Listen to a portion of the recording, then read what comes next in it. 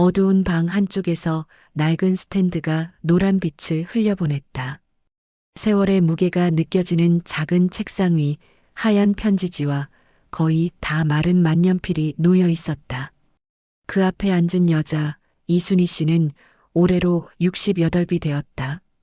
남편을 떠나보낸 지 어느덧 40년. 그 긴 시간 동안 그녀는 홀로 딸 하나를 키우며 살아왔다. 새벽 일찍부터 밤늦게까지 쉴 틈 없이 일했고 자신의 소망이나 행복은 뒤로 미룬 채 오직 딸만을 위해 달려왔다. 이제 그 딸에게 써야 할 마지막 편지가 그녀 앞에 놓여 있다.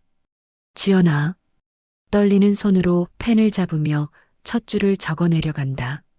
너한텐 그저 엄마였겠지만 엄마에게는 너 하나뿐이었단다. 하지만 그 다음 말이 쉽게 나오지 않는다. 하고 싶은 말들은 산처럼 쌓여 있는데 정작 글로 옮기려니 목구멍에서 맴돌 뿐이다. 몇 번이나 새 편지지를 꺼내고 또 몇 번이나 손등으로 눈가를 훔쳐낸다. 순희 씨의 인생은 늘 참는 시간이었다. 참고 또 참으며 한 줄 한 줄 꾹꾹 눌러 쓰듯 버텨온 긴 세월. 이제야 그 긴 터널의 끝자락에 다다른 것 같다는 생각이 든다. 나는 버려진 것 같구나. 펜끝이 종이 위에서 잠시 멈춘다. 입 밖으로 한 번도 내지 못했던 말이지만 이 한 문장에는 참아내며 삼켜왔던 수십 년의 무게가 고스란히 담겨 있었다. 지연이는 분명 좋은 딸이었다. 대학 진학도, 직장도, 결혼도, 심지어 지금 살고 있는 아파트까지 모두 어머니의 희생 덕분에 가능했던 일들이었다. 그런데 언제부턴가 연락도 뜸해지고 안부 인사도 형식적이 되었으며 집에 찾아오는 일은 명절에나 있을까 말까 했다. 결정적인 순간은 지난달이었다. 건강검진 결과를 듣기 위해 병원에 함께 가달라고 부탁했을 때 지연이는 요즘 회의가 너무 많아서요라며 서둘러 전화를 끊어버렸다. 아, 이제 나도 너한테는 그냥 일정 중 하나구나. 그때 깨달았다. 여전히 지연이는 전화할 때마다 다정하게 엄마라고 불러주었다. 하지만 그 말 끝에는 예전 같은 따뜻함도 진심 어린 관심도 찾아볼 수 없었다. 그저 의무적인 인사치레에 불과했다. 과연 딸이 변한 것일까? 아니면 자신이 너무 오랫동안 헛된 기대를 품고 있었던 것일까? 순희 씨는 이제 그 오랜 기대를 내려놓기로 마음먹었다. 책상 모서리에 놓인 낡은 액자 속에서 어린 지연이가 환하게 웃고 있다. 초등학교 입학식 날 찍었던 그 사진. 그때는 저 작은 아이 하나만 제대로 키워내겠다는 일념으로 세상의 모든 것을 걸었는데 너무 많이 기대하지 말 걸 그랬구나. 너무 많이 주지 말 걸 그랬어. 그녀는 그렇게 중얼거리며 한 줄 또 한 줄 편지를 이어나가기 시작했다. 마치 살아온 인생을 거꾸로 되짚어가며 써내려가는 것 같았다. 그리고 그날 밤 이순희 씨는 한 가지 새로운 결심을 하게 되었다. 더 이상 누군가의 엄마로만 살지 않겠다고. 이제부터는 진짜 이순희라는 한 사람의 인간으로 자신만의 삶을 살아가겠다고. 편지 위로 한 줄씩 글자가 늘어갈 때마다 손끝이 점점 더 무거워진다. 마치 펜 안에 딸에게 쏟았던 긴 세월의 무게가 고스란히 들어있는 것만 같다. 그 모든 기억들이 이 작은 종이 위로 밀려드는 것을 느끼며 순희 씨는 누구에게 말하는 것도 아닌 혼잣말처럼 중얼거린다. 내가 너를 어떻게 키웠는지 너는 정말 알고 있을까? 모든 것은 그녀가 25이었던 해부터 시작되었다. 시청 민원실 계약직으로 일하며 받았던 첫 월급. 그 소중한 돈으로 한 일이 바로 산부인과에 찾아가는 것이었다. 떨리는 마음으로 확인했던 뱃속의 아이. 기쁨보다는 두려움이 먼저 밀려왔지만 그래도 남편과 함께라면 할 수 있을 거라고 생각했었다. 하지만 그날 밤 남편은 아무 말 없이 집을 나갔다. 그 후로 다시는 돌아오지 않았다. 그렇게 시작된 혼자서의 육아. 어린 나이에 맞닥뜨린 현실은 생각보다 훨씬 가혹했다. 딸이 어렸을 때 순희 씨는 하루에 3군데를 돌며 일해야 했다. 새벽 오시면 일어나 동네 분식집에서 아침 장사를 도왔고, 점심시간에는 공단 식당에서 배식을 했으며, 저녁에는 편의점에서 계산대를 지켰다. 집에 돌아오면 이미 밤 10시가 넘어 있었고, 잠이 쏟아지는 눈을 비비며 딸의 숙제를 도와주곤 했다. 빈 냉장고 앞에서 어떻게 하면 지연이에게 제대로 된 한 끼를 챙겨줄 수 있을지 고민하던 밤들이 셀 수 없이 많았다. 그때마다 수십 번 눈물을 삼켰다. 딸을 위해서라면 자신의 허기나 피로는 늘 뒷전이었다. 그 아이만큼은 다른 아이들과 다르지 않게 키우고 싶었다. 지연이가 초등학교에 입학하던 날을 순희 씨는 지금도 생생히 기억한다. 너무 기뻐서 며칠 전부터 준비해둔 하얀 블라우스를 입혀주었다. 비싸지는 않았지만 깨끗하고 단정한 그 옷이 딸에게 잘 어울렸다. 그날 학교에서 돌아온 지연이가 엄마에게 말했다. 엄마, 나 공부 열심히 해서 나중에 돈 많이 벌어서 엄마 편하게 해줄게. 그 천진한 말 한마디에 순희 씨는 10년을 더 버틸 힘을 얻었다. 아무리 힘들고 지쳐도 그 아이의 미래를 위해서라면 무엇이든 할 수 있을 것 같았다. 지연이는 정말 착한 아이였다. 어려운 집안 사정을 일찍부터 눈치챘던 터라 엄마에게 떼를 부리거나 무리한 요구를 하는 법이 없었다. 고등학교에 올라가서는 과외 아르바이트를 해서 용돈을 벌었고, 대학에 진학한 후에는 항상 엄마 미안해요라는 말을 입에 달고 살았다. 그런 딸이었다. 엄마의 사랑과 희생을 아는, 그래서 더욱 소중했던 아이.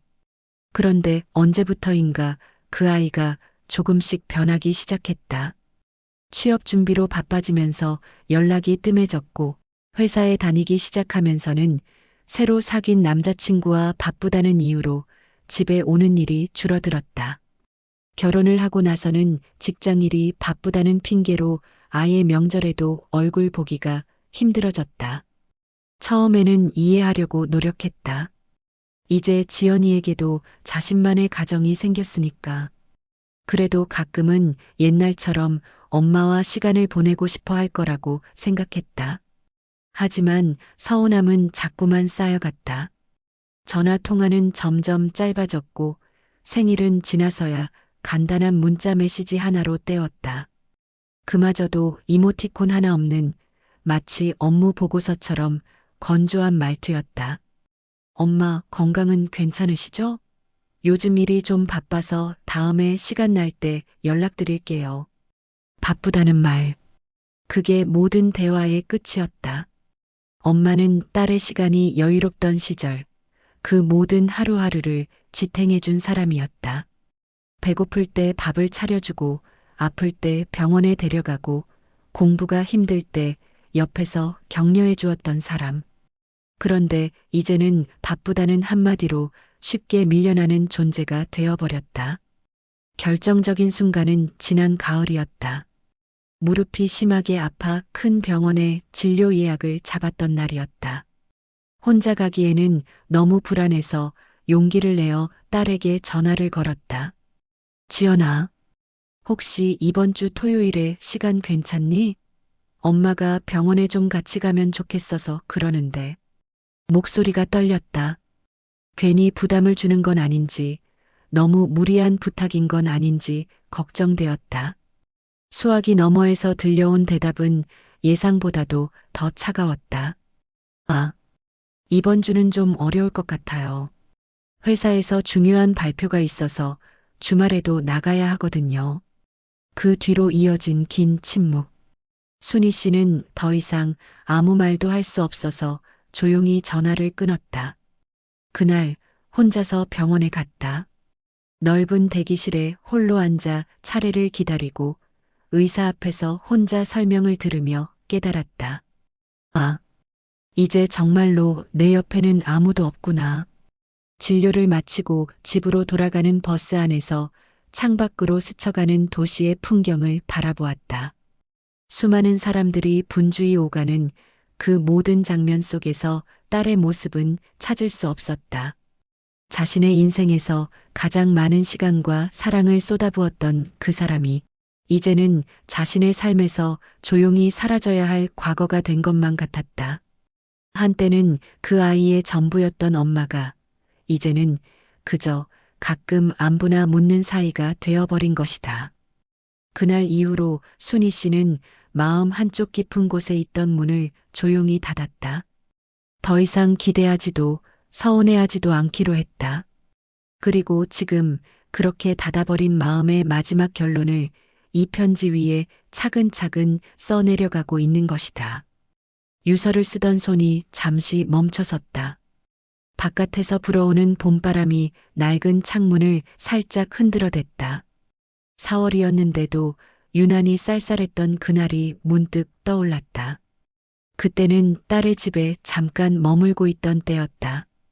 잠깐이라고 했지만 실제로는 혼자 사는 것이 점점 버거워지면서 얹혀 살게 된 상황이었다.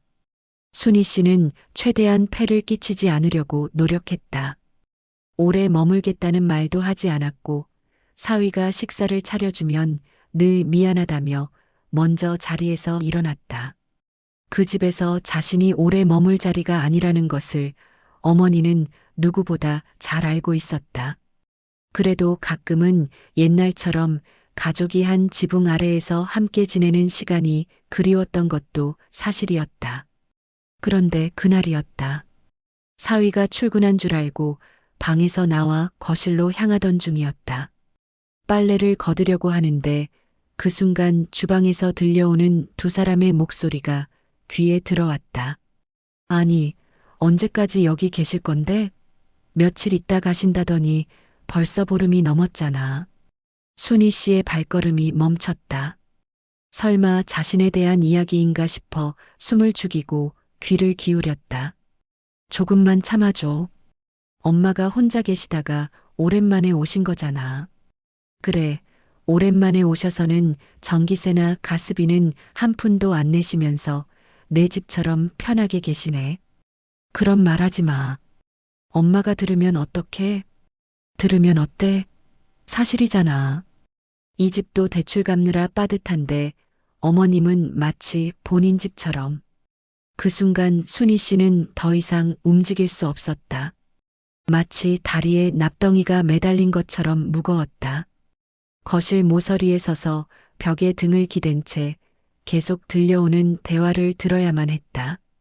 그래도 이번에 병원도 다녀오시고 건강이 많이 안 좋으신 것 같더라. 그럼 더 빨리 요양원을 알아봐야지. 뭐라고? 여보, 이게 현실이야. 어머님 곁에서 계속 모시는 게 무조건 효도가 아니라 서로 힘들지 않게 사는 방법을 찾는 것도 진짜 효도라고. 그 말은 논리적이고 합리적으로 들렸다. 하지만 어머니의 가슴에는 그 순간 차가운 칼날이 깊숙이 박히는 느낌이었다. 효도라는 말조차 이제는 그들에게 부담을 덜어내고 효율적으로 처리해야 할 문제가 되어버린 것이다. 순희 씨는 조용히 방으로 발걸음을 돌렸다. 가슴이 답답하고 숨쉬기조차 어려웠다. 방문을 닫고 침대 끝에 앉은 채로 한참을 그렇게 있었다. 그날 저녁 식사 시간. 지연이는 아무 일 없었다는 듯이 평소와 다름없는 얼굴로 반찬을 내왔다. 엄마, 이 된장찌개 정말 맛있어. 조금 더 드세요. 하지만 어머니는 수저를 제대로 들지 못했다. 아무리 정성스럽게 끓인 찌개라 해도 이제는 음식보다도 입안에 맴도는 쓴맛이 더 강하게 느껴졌기 때문이었다. 그날 밤 순희 씨는 잠을 이룰 수 없었다. 천장을 바라보며 뒤척이는 동안 한때는 집안에 가득했던 딸의 어린 시절 웃음소리가 들리는 듯 했다가 이내 사위의 차가운 목소리가 그 기억을 덮쳤다. 요양원을 알아봐야지. 그 말이 계속 귓가에 맴돌았다. 자신이 이 가족에게는 더 이상 가족이 아니라 해결해야 할 문제가 되어버렸다는 것을 그날 밤 완전히 깨달았다. 다음 날 이른 아침 순희 씨는 평소보다 일찍 일어났다. 조용히 짐을 꾸리면서 혼자 중얼거렸다. 여기는 내 자리가 아니구나. 이제 정말 물러날 때가 됐어. 가방에 옷가지를 넣으며 마음 한편으로는 딸이 나오기 전에 떠나고 싶었다. 더 이상 서로에게 부담이 되고 싶지 않았다. 현관문을 조용히 열고 나서면서 뒤돌아보지 않았다. 그리고 그 뒤로 며칠이 지나도 딸에게서도 사위에게서도 연락이 오지 않았다. 그들은 자신이 언제 집을 나갔는지조차 정확히 모르는 것 같았다. 이제 순희 씨는 그 모든 쓰라린 기억들을 한 글자씩 이유서 위에 옮겨 담고 있다. 그동안 말로는 참아하지 못했던 진심들, 혼자서만 참아왔던 오해들, 그리고 이제는 정리해야만 하는 마지막 이야기들을. 나는 너희 곁에 머물 자격을 잃은 게 아니야. 너희가 나를 지우고 싶어 했던 거야. 펜을 든 손이 다시 한번 떨렸지만 이번에는 멈추지 않고 계속해서 써내려. 딸의 집 현관문을 닫고 나온 그날, 순희 씨는 다시는 뒤돌아보지 않았다. 계단을 한 칸씩 내려오는 발걸음은 무거웠지만 더 이상 그 집 앞에서 망설이거나 기웃거리지 않겠다는 자신과의 단단한 약속이기도 했다. 그날부터 순희 씨는 생전 처음으로 나만을 위한 집을 알아보기 시작했다. 부동산을 열어다니면서 찾은 곳은 낡은 빌라 원룸이었다. 엘리베이터도 없어서 3층까지 계단으로 올라가야 했고 보일러도 오래되어 겨울에는 자주 고장이 난다고 했다. 하지만 그녀는 그 작은 공간이 마음에 들었다. 창문 너머로 보이는 작은 뒷마당과 빨래줄. 그리고 무엇보다 이곳에서는 누구에게도 미안해하지 않아도 되고 누구의 눈치도 보지 않아도 된다는 것이 좋았다. 누구에게도 조심스럽지 않아도 되는 하루. 그게 이제 내게 필요한 거야. 계약을 마치고 이사짐을 준비하면서 순희 씨는 자신이 가진 것이 얼마나 적은지 새삼 깨달았다. 몇 벌의 옷가지, 수십 년 된 전기밥솥, 그리고 우연히 손에 잡힌 딸의 어린 시절 일기장 한 권이 전부였다. 새 집에서 짐을 정리하다가 그 일기장을 다시 펼쳐보게 되었다. 아마 초등학교 3학년 때쯤 쓴 것 같았다. 삐뚤한 연필 글씨로 적힌 문장이 눈에 들어왔다. 우리 엄마는 요리도 잘하고 힘도 세고 나를 제일 많이 사랑해준다. 그 짧은 문장을 보는 순간 순희 씨는 한참 동안 그 자리에 멍하니 앉아 있을 수밖에 없었다. 시간이 정지한 듯한 정적 속에서 어느새 눈물이 흘러내리고 있었다. 하지만 그것도 잠시였다.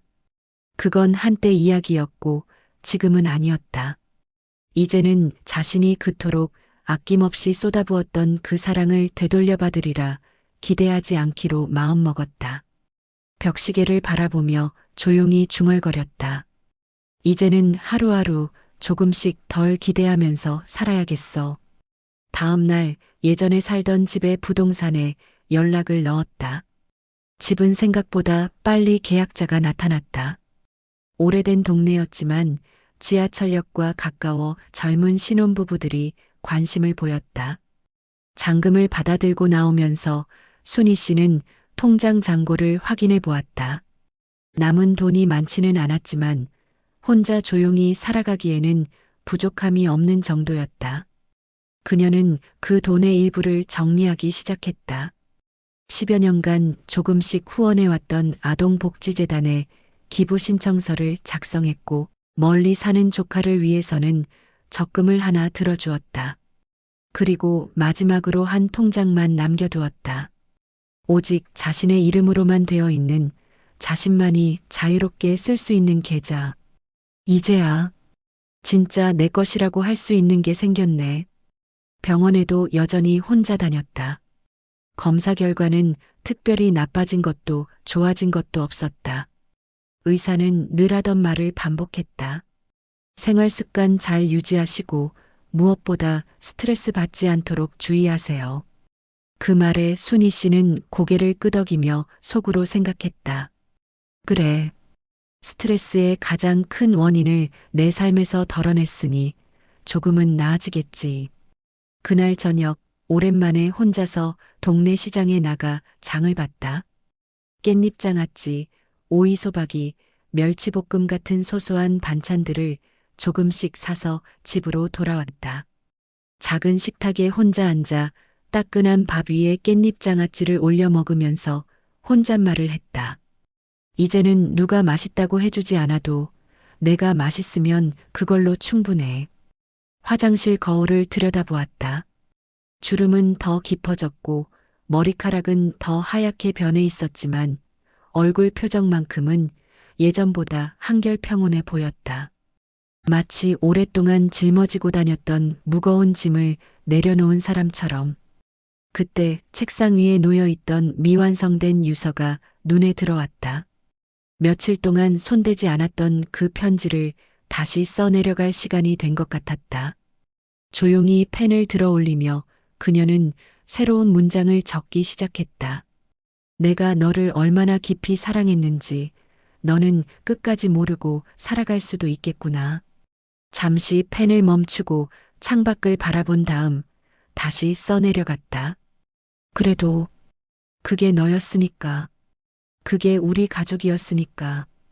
편지 바로 옆 낡은 봉투에는 정성스럽게 지연이에게라고 적혀 있었다. 언젠가 딸이 이 편지를 읽게 될지는 알 수 없었지만 순희 씨 자신은 이 유서가 원망의 글이 아니라 정리의 글이라는 것을 분명히 알고 있었다. 이제는 미움도 서운함도 아닌 그저 한 사람의 인생을 차분히 마무리하는 작업이었다.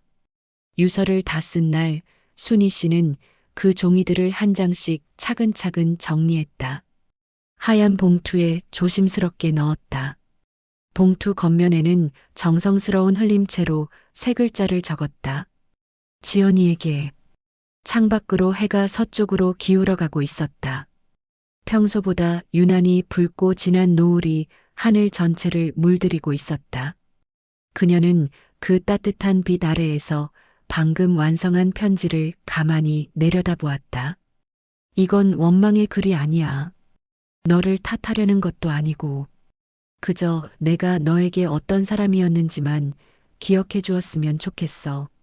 그렇게 혼잣말을 하며 편지를 책상 위에 가지런히 놓아두었다. 며칠 후 순희 씨는 조용히 세상을 떠났다. 아무에게도 연락하지 않은 채 요란스럽지도 않게 그저 혼자서 침대 위에 누워 마지막 숨을 평안히 내쉬었다. 마치 긴 여행을 마치고 돌아온 사람이 깊은 잠에 빠져드는 것처럼. 그녀가 세상을 떠난 것을 발견한 것은 며칠 뒤 택배를 가져온 관리사무소 직원이었다. 며칠째 택배가 문 앞에 그대로 쌓여 있는 것을 이상하게 여겨 확인해 본 것이었다. 경찰이 와서 현장을 정리하던 중 책상 위에 놓여 있던 하얀 봉투가 발견되었다. 그 봉투는 곧 연락처를 찾아 한 여자에게 전달되었다. 며칠 후 검은 상복을 입은 지연이가 어머니가 살던 그 작은 방에 혼자 앉아 있었다. 이제는 텅 비어버린 공간. 어머니의 체온과 숨결이 아직 남아있을 것만 같은 그 자리에서 그녀는 떨리는 손으로 편지를 천천히 펼쳐보았다. 첫 문장은 자신의 이름으로 시작되었다. 지연아, 넌 정말 착한 아이였어. 그 한 줄을 읽는 순간 지연이는 목구멍이 막혀오는 것을 느꼈다. 계속해서 어머니가 써내려간 삶의 이야기들이 그녀의 눈앞에 생생하게 펼쳐졌다. 자신을 위해 새벽마다 몸을 일으켜 분식집으로 나섰던 어머니의 뒷모습, 아버지 없이 자란 자신이 다른 아이들보다 위축되지 않도록 누가 봐도 밝고 씩씩한 아이로 키우려고 애쓰던 어머니의 노력들, 그리고 그 모든 소중한 시간들이 자신이 내뱉은 바쁘다는 차가운 한마디에 조금씩 부서져 갔다는 이야기. 한 장, 또 한 장. 편지는 계속되었다. 종이가 땀으로 축축해지도록 손에 꽉 쥐고 읽어가던 지연이는 마지막 페이지에서 손의 움직임이 멈췄다. 거기에는 어머니의 마지막 메시지가 또박또박 적혀 있었다. 널 원망하지 않을게. 대신 이제는 나 자신도 사랑해 주려고 해. 그 순간 지연이는 그 자리에 털썩 주저앉고 말았다. 머릿속에 어머니의 마지막 모습들이 파노라마처럼 스쳐갔다. 병원에 함께 가달라고 조심스럽게 부탁하던 목소리. 전화를 끊은 후 들려왔을 긴 한숨. 그리고 마지막까지도 자신을 원망하지 않으려 했던 그 마음. 왜 그때 눈치채지 못했을까? 왜 단 한 번이라도 먼저 안부를 묻지 않았을까? 그리고 왜 그렇게 오랫동안 엄마는 혼자서도 괜찮으실 거야라며 나만을 위로하고 있었을까? 눈물을 떨구며 고개를 들었을 때 창밖 하늘은 어머니가 세상을 떠나던 날처럼 붉게 물들어가고 있었다. 장례를 치른 며칠 후 지연이는 작은 봉안당 앞에 무릎을 꿇고 앉아 조용히 말했다. 엄마, 정말 죄송해요. 이제라도 늦지 않았다면 엄마를 제대로 기억하며 살아가겠습니다. 그녀의 목소리는 어릴 적처럼 맑지는 않았지만 그 늦은 사과에는 진심이 가득 담겨 있었다. 그날 이후로 지연이는 매달 첫째 주 토요일이면 어김없이 그곳을 찾았다. 언제나 작은 봉투 하나를 들고서 그 안에는 어머니가 생전에 좋아하셨던 프리지아 꽃다발과 그녀가 직접 쓴 짧은 편지 한 장이 들어 있었다. 어머니가 그토록 듣고 싶어 했던 일상의 이야기들, 그리고 이제야 전할 수 있게 된 고마움의 말들이. 사랑은 때로 되돌려받을 수 없을지도 모릅니다. 하지만 사랑을 준 사람의 마음은 시간이 흘러도 영원히 남아 있습니다. 이 이야기를 듣고 떠오른 얼굴이 있다면 오늘 저녁 그 이름을 한번 불러보세요. 아직 늦지 않았을 수도 있으니까요.